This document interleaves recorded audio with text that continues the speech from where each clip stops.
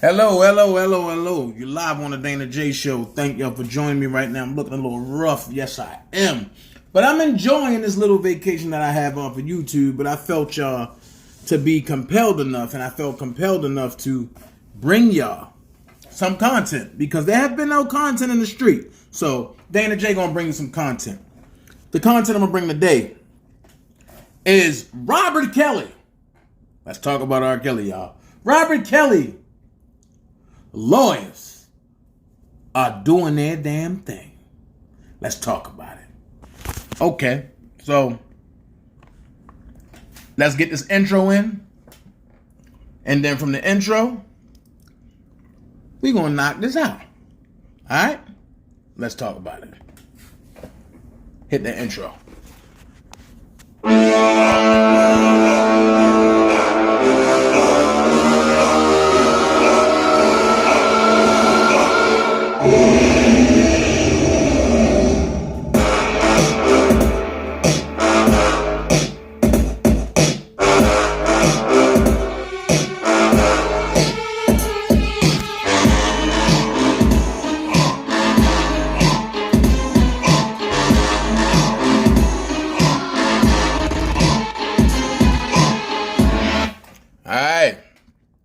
Now that we got the intro out the way, let's go ahead and talk about this.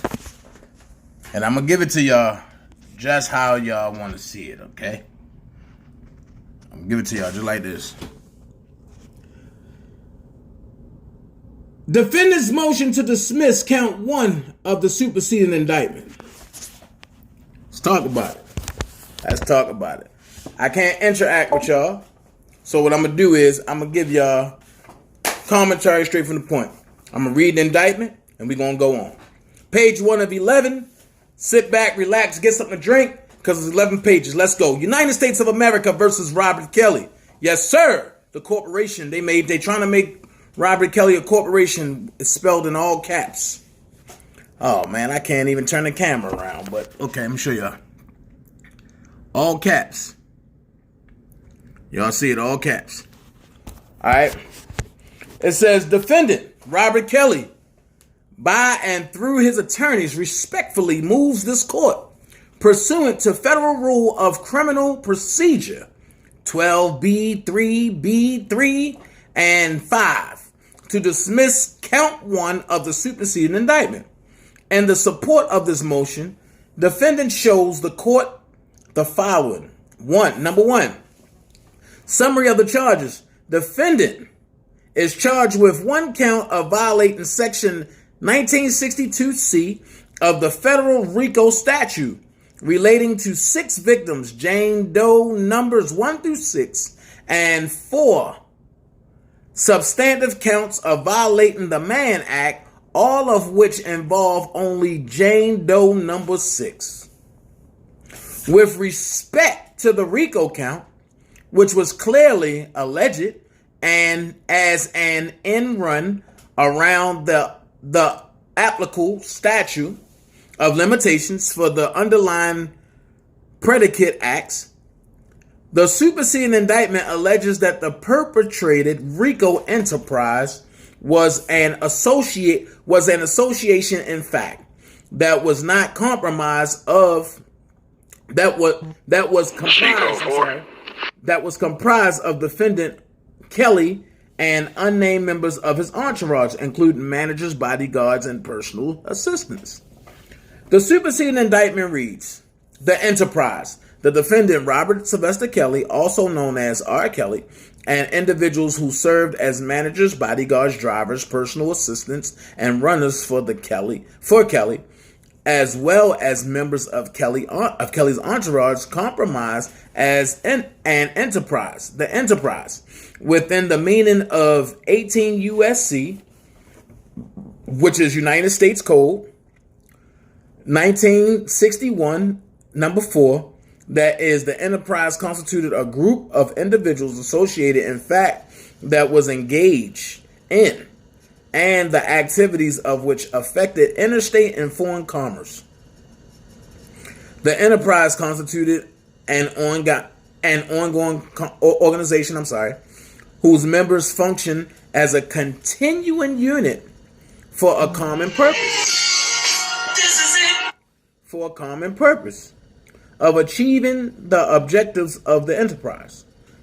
Okay. Superseding indictment. At 1, the alleged purpose of this RICO enterprise was to promote Kelly's music and the R. Kelly brand, which is not a crime, and to recruit women and girls to engage in illegal sexual activity with Kelly. The alleged predicate acts purportedly occurred sporadically and between 1984 and 2017, the majority of which bear little connection to the Eastern District of New York. R. Kelly did not pick up little girls. So I got 1, 1984, Northern District of Illinois, Jane Doe number 1. Number 2, 1999, Northern District of Illinois, Jane Doe number 2. Hold on, y'all. Hold on.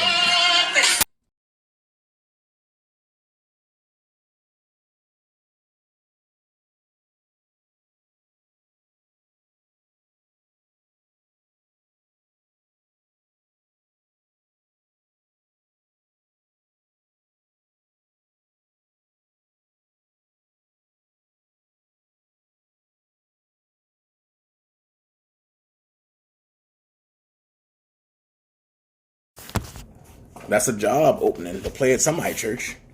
But hey, y'all more important right now. So let's go. 3 and 4, 2003 to 2004, Northern District of Illinois, Jane Doe number 3. Number 5, number 7, 2009, 2010, Northern District of Illinois, Jane Doe number 4. Number 8, number 9, 2015, District of Connecticut.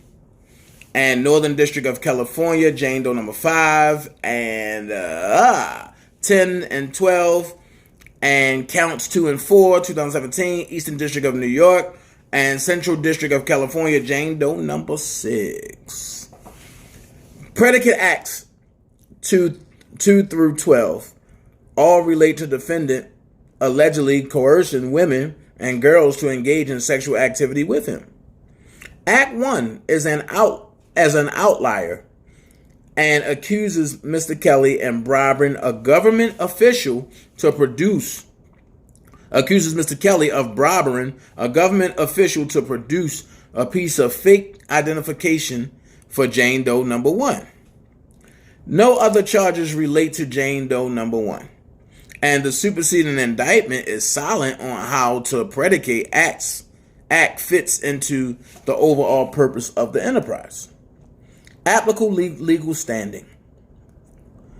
And deciding a motion to dismiss an indictment for failure to state a criminal offense, a court must assume the truth of the allegations in the indictment and determine whether the indictment is valid on its face. Where did y'all hear that terminology from, ladies and gentlemen? The other day on my live with my guy Ro. They gotta be able to prove it. And it gotta be proven on its face. That's State Statute United States versus Perk 267 F Sup 3D 406 415 Western District of New York 2017. Quotation marks and citations omitted. And deciding a motion to dismiss for failure to state an offense, a court may generally not look beyond the face of the indictment. So I mean, they can't look past the indictment just to say, oh yeah, he did it. No, they got to go by what's in this indictment. Nor may it draw inferences as to the proof that would be introduced by the government at trial. United States versus Alfonso. Finally, and importantly, when reviewing an indictment for sufficiency, common sense must control. Finally, and importantly, when reviewing an indictment for sufficiency, common sense must control. And that's United States versus Stavroulakis. That's another case law. Also, United States versus Torres. Where have y'all heard that from? Me and my guy Ro the other day only on the Dana J Show are you going to get this knowledge and this exclusive stuff. And then when it come up in an indictment, y'all can like, okay, Dana and that guy talked about that. And then y'all can go reference back to the video. But hey, finally, and importantly, when reviewing an indictment for sufficiency, common sense must control, right? Then it says, noting that a court must review an indictment as a whole rather than a hyper-technical manner. Quotation marks omitted. That said, an indictment or a portion thereof may be dismissed if it is otherwise defective or subject to a defense that may be decided solely on issues of law. So, with that being said, they trying to use Demetrius to come and try to hurt Rob. But time for the authorities and people like you and people like me, we jumped on it and we said, oh no, this ain't gonna work. Nuh-uh, this ain't gonna work. No. So we all put our heads in the books, the true R. Kelly supporters. The true friends and the true friends. You know what I'm saying? And we all put our heads in the books and we calling one another, yo, this person is that. And we sent everything over to the lawyers and we hopping on it. And the lawyers look and say, wait a minute, look at the inconsistencies. So with that being said, the lawyers hopped on it. Steve said, Dana, thank you. Let me get into this. And boom, that's why we have this motion right here. Not saying that the motion going to stick or go through, but anybody in their right mind to see this and say, you know what? Let's go ahead and dismiss that because this motion is thoroughly put together. Let's go here. In other words, the allegations in their indictment must allow a court to evaluate whether the facts alleged could support conviction. Y'all didn't hear me. I said, in other words, the allegations in an indictment must allow a court to evaluate whether the facts alleged could support conviction. For the people that don't understand that, but that always want to be in church and say, I can only understand in pastor words, I'm going to do it like this. In other words, the allegations in an indictment must allow a court to evaluate, whether the facts alleged can support conviction. The arguments for dismissal urged in this motion present pure questions of law that the court can and should resolve before trial. Okay, I'm going to say it again. The arguments for dismissal urged in this motion present pure questions of law that the court can and should resolve before trial. No argument implicates any dispute of fact or requires the court to draw any interference about the truth of the government's allegations.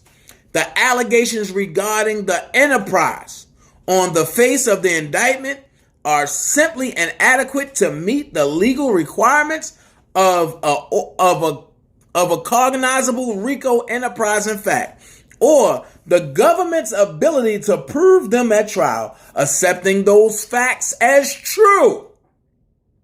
And based on the arguments that follow, the court may and should dismiss counts 1. Whew! Analysis and argument. The indictment fails to properly allege and legally cognize RICO enterprise. So count 1 must be dismissed. So check this out. When you dismiss one count, all the other counts becomes a party in question. Dana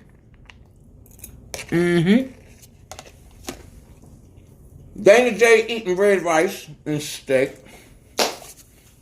Eating what kings eat. As I'm sitting back. And so what they saying is that what the government is saying is this. Anybody that supported a ticket in R. Kelly in New York? Anybody that bought a thing to take a picture with him? Anybody that traveled with him? Anybody that's friends with him? Any managers? Anybody? Y'all all part of the RICO Act. And they adding everybody in there because if you notice, the RICO Act got to be 4 or more people. From my understanding, it might be 6 or more, but I thought it was 4 or more. They don't have 4 people. So they trying to include everybody else to make it a RICO Act. Because they trying to say that all of us that ever been to New York with him was part of this. So here's my question.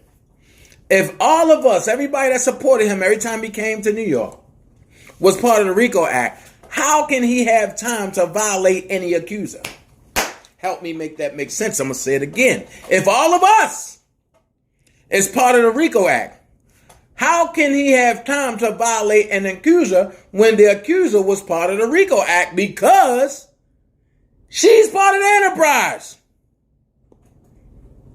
Help me make that make sense. But the government would like this court to believe that an individual, namely Mr. Kelly, an unnamed identified associate, somehow formed a legally cognizable RICO enterprise for the purposes of federal criminal prosecution in this case.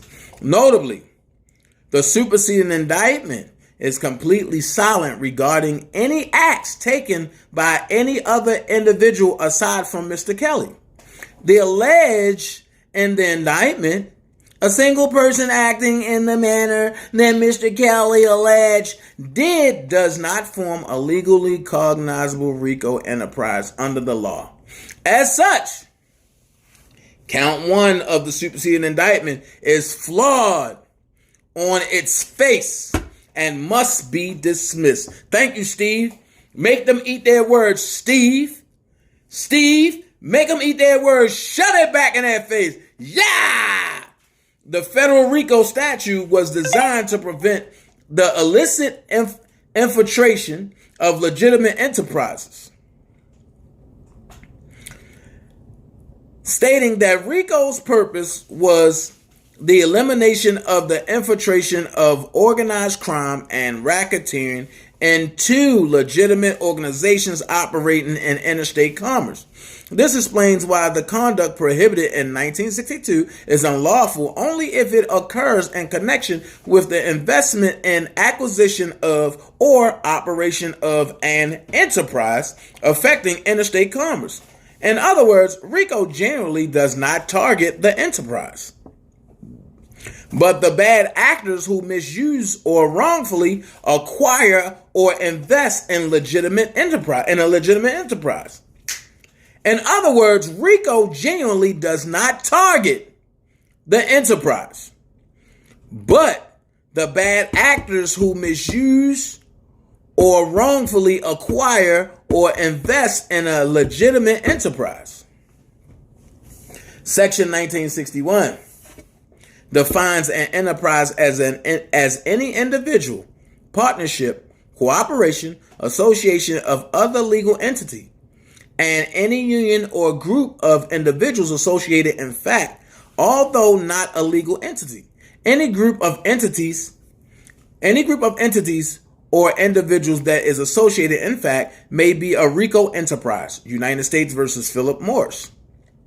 However, many courts required the association in fact enterprise to have some structure or hierarchy and an ongoing legitimate purpose that was different from a group that is joined solely to violate RICO. United States versus Bledsoe. We are satisfied that RICO was not designed to serve as a recidivist statute, imposing heavier sentences for crimes which are already punishable under other statutes. The act was not intended to be a catch-all, reaching all concerted action of 2 or more criminals involving two or more of the designated crimes. In 2009, the Supreme Court further addressed whether an association in fact enterprise must possess an ascertainable structure beyond the inherent and the pattern of racketeering activity in which it engages. Boyle versus United States. And the Supreme Court held that an association in fact enterprise under RICO must have some structure, but relying on both United States versus Turcotte and the plain language of the RICO statute identified only 3 required structural features. 1, a purpose. 2, relationship amongst those associated with the enterprise. And 3, longevity sufficient to permit those associates to pursue the enterprise purpose. Here, the superseding indictment fails to meet any of these requirements. First, the common purpose alleged to promote Kelly's music and the R. Kelly brand, and to recruit women and girls to engage in illegal sexual activity with Kelly, fails to pass muster.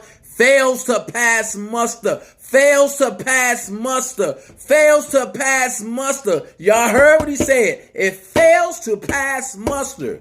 It clearly is not unlawful to promote music or brand, and the superseding indictment is silent on how any other individual benefited from Mr. Kelly alleging engaging in sexual activity. If no others benefited, then the only member of the enterprise is Mr. Kelly. Second, the superseding indictment fails to allege the relationship amongst any of the members of the enterprise, indeed with the inception of Mr. Kelly. The superseding indictment is silent as to the identity of any alleged members. This lack of specificity blatantly fails to satisfy the requirements of Federal Rule of Criminal Procedure 12B, 3B, 3. Third, given that the indictment names only one individual, there is no way for this court to evaluate the enterprise's longevity. It is inconceivable that the same members existed in both 1984, that first Predicate Act, and 2017, the last Predicate Act, and without alleging who the other members are or how they form the alleged enterprise, neither defendant nor this court can adequately assess the nature of the enterprise or appropriately defend against these charges. More importantly, in this case, Mr. Kelly is charged specifically with a violation of Section 1962C.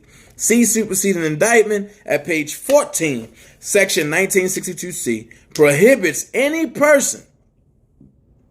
Now, this would say, prohibits any person employed by or associated with any enterprise from conducting the affairs of that enterprise through a pattern of racketeering.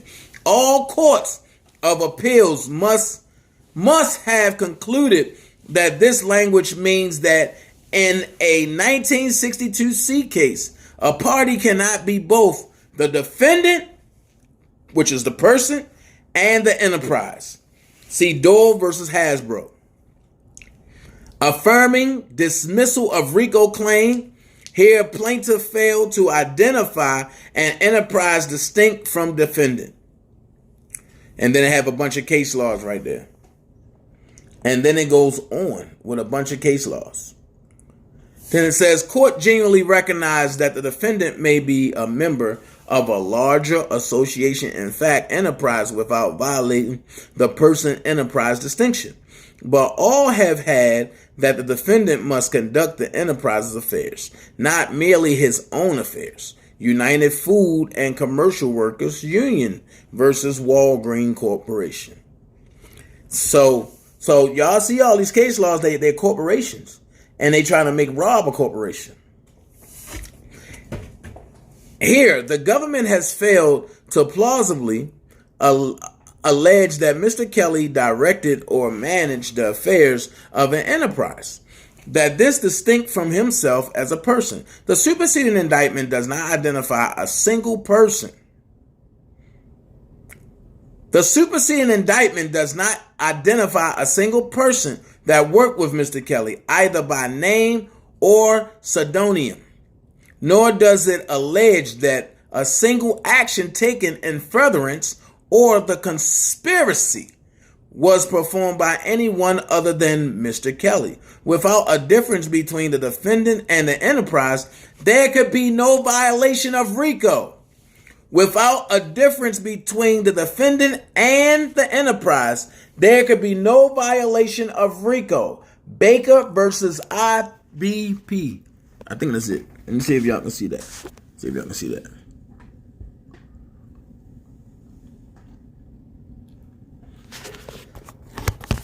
Even if the superseding indictment did properly allege these facts, it is clear from the face of the superseding indictment that any alleged enterprise members were Mr. Kelly's employees. Cruz versus FXD, FX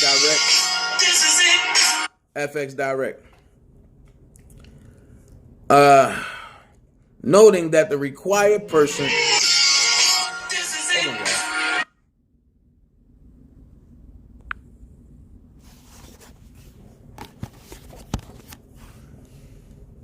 Noting that the required person enterprise distinction cannot be evaded by alleging that a defendant has violated the statute by conducting the enterprise that consists of its plus all or some of its officers or employees.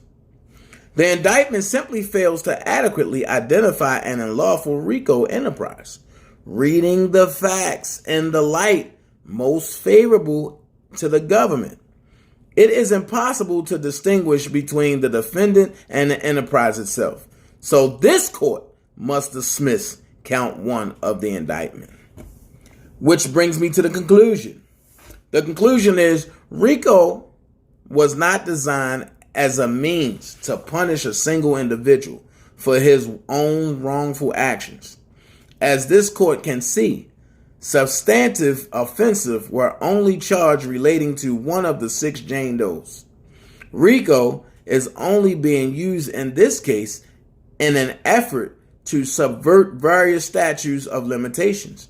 Robert Sylvester Kelly is not an enterprise. The superseding indictment seems to think otherwise. But the law does not. Accordingly, count 1 must be dismissed. Respectfully submitted, Stephen A. Greenberg. I'm trying to see it.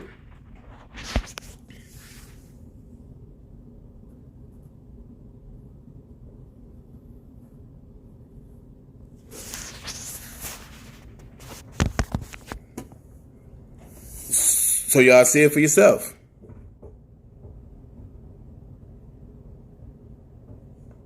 Like I say, this is just to bring y'all some content and some knowledge. And what I think about it is that even the federal government has to go by this right here. If not, how can they call themselves the federal government? Even the federal government have rules that needs to be followed. See? So, with that being said, let's see how this play out. Let's see how this play out. And if we see how it play out, there's no other way that we can say anything. Well, I brought this to y'all because I felt compelled to bring it to y'all because there's nobody bringing content in these streets, YouTube streets.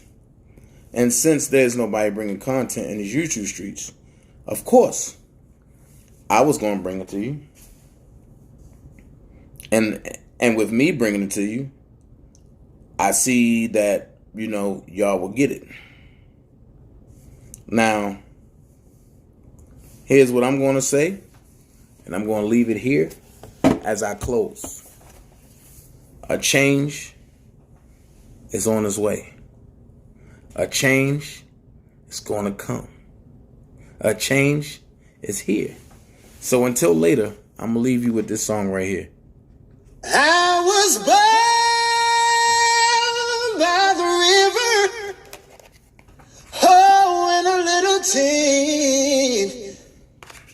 Oh, and just like the river, I've been running ever since. He's been a long time coming, but I know a change gonna come. Oh, yes it will. It's been too hard living. Oh, but I'm afraid to die, 'cause I don't know what's up there beyond the sky. It's been a long time coming, but I know a change gonna come. Oh, yes, it will. Until I return, Dana J is up. He's thankful for every last one of y'all. He's waiting to come back live with y'all. And I am thankful for the best following on YouTube streets. So remember 3 things. 1, you destroy hate with positivity. When it comes to you, just be ignorant towards it and deter it. 2, you don't have to be great to get started, but you have to get started to be great. 3, be somebody important. Be yourself.